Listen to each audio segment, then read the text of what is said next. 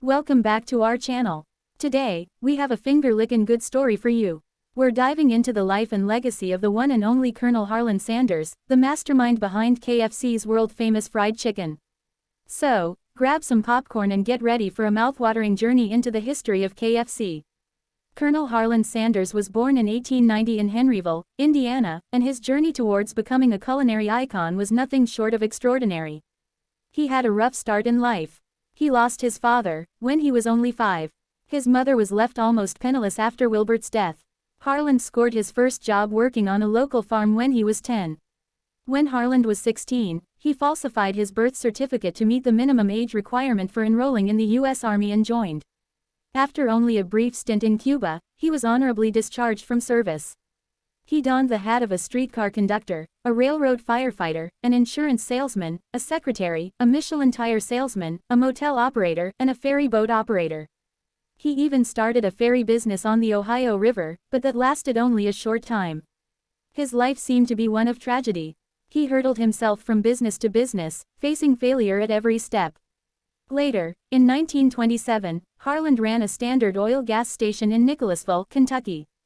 But he had to shut down the business due to the Great Depression and the following drought. He then lost $38,000 trying to open an airport in Corbin. His bad luck at jobs also seemed to follow Harland into his family life. His wife, Josephine King, was not pleased with his inability to be at a job. She ended up abandoning him for a short time, taking the children with her. Later, he lost his son Harland Jr., who was only 20. The loss of his son caused Harland to sink into depression.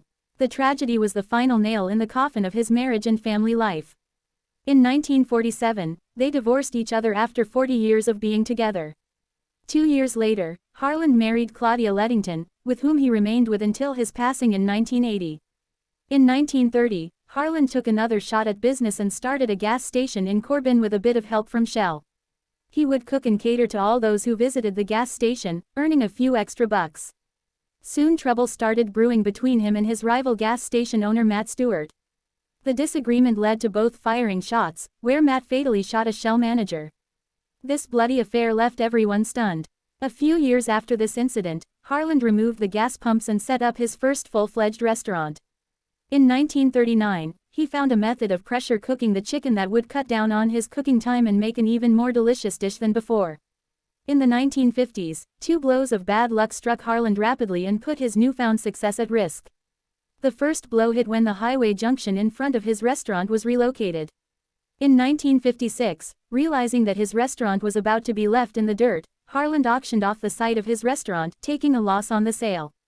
He had no income to support him. So he was forced to scrape by on his savings, the auction proceeds, and his monthly Social Security check of $105. He decided to sell his secret recipe to franchisee restaurants in return for a small fee. He demanded 4 cents for every chicken they sold using his recipe. Pete Harmon, his friend from Salt Lake City, was the first one to take Harland up on the offer. Pete's sales went through the roof since he began to serve chicken made with his friend's special recipe. But life was still not easy for Harland. First, he had to always stay on the lookout for suitable franchisee restaurants. Then, if he came upon one, he would have to convince the restaurant owner to allow him to cook some chicken for the restaurant's employees. If they enjoyed this new recipe, he would then cook for the restaurant's customers for a few days. After that, it was only if they, too, approved that the restaurant would enter into negotiations to start franchising for Harland. And so, in the year 1952, the first Kentucky Fried Chicken franchise was born. From there, the Colonel's secret blend of 11 herbs and spices took the world by storm. By 1964, Sanders had over 600 KFC franchises in the United States and Canada. However, the rapid expansion was not without its challenges. Harland found it hard to maintain quality control over the franchises, and this troubled him deeply. But in 1964, he sold the company to a group of investors for $2 million. Sanders, however, remained the company's brand ambassador until his death in 1980.